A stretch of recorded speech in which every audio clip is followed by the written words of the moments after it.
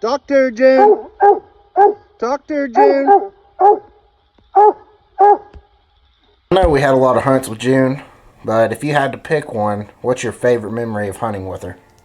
Probably, honestly, that second time I took her hunting, because my dad loved coon hunting when I was a kid, and he had a really good dog when I was he was good probably up until I was 14, and then he aged out.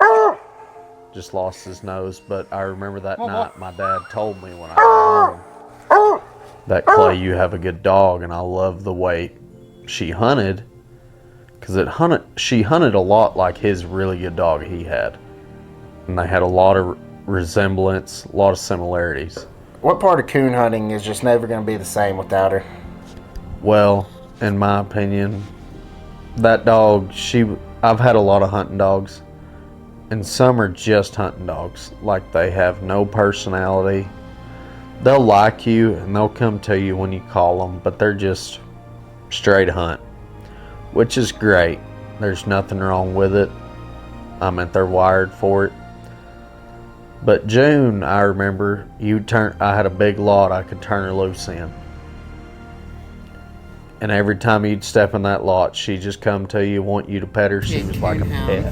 When it's cold, you let him If I ride would in have the just truck. found her in a pen and messed with her, I would have said this dog would never hunt. What was the moment you realized that, oh man, I may have something special here? I went hunting at a buddy's place. We're ready. Not too far from home. But I was actually mad at her on this night, kinda. She went there. He told me there was coons everywhere. He had feed out and all this, all that. Everybody's heard the story. We'll get there, and there's not many coons on the place, and she starts cold trailing. Well, she finally strikes. And I had bragged on my dog at this point. This is when she's getting pretty good. And I told him, if you've got coons, she'll tree them. Well, she starts cold nosing, running out through there. And she finally starts getting pretty hot. And we start easing that way towards her. But she wouldn't just sit down and tree, and I wouldn't get close to her. I never wanted to pressure her to a tree, and I never wanted her to jump a tree by someone shining a light, because I was hunting with some boys that hadn't been hunting very much. Well, I got in there pretty tight to her without my light on, and I heard her. She'd bark every so often. I could tell she was hot, but she wouldn't just sit down and tree. And finally, I got in there and I could hear in the tree that coon topping, like a squirrel almost. We were in a thicket. And finally it got still and she sat down and treed. And I said, well, I've got a smart dog on my hands. And I didn't even realize it. But she was pretty sharp. Tell me about what happened to her. 2 years ago, I guess it was opening day of deer season. I had moved houses from where I was, but my dogs were staying at my parents' house at that time. And I'd weaned a set of pups off June about 3 weeks before. But it was opening day of deer season. I wake up pretty early.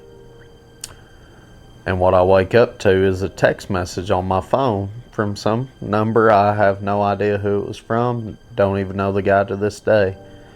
That said, I have found your dog on the highway. Hit. Well, my heart sank, because the only dog that I had a name and number on, collar, was June. And she was in a good set of pens. She had never climbed out a day in her life. And I had concrete she couldn't dig out.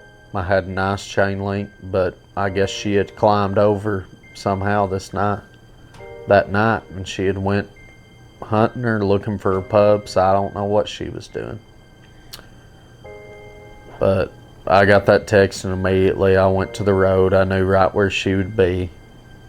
And I found her, and she had been killed, had been hit by a car. I live on a major highway, or my parents did. And I found her that way. Now, what do you think about everything that's took place tonight? That's alright. You ready? I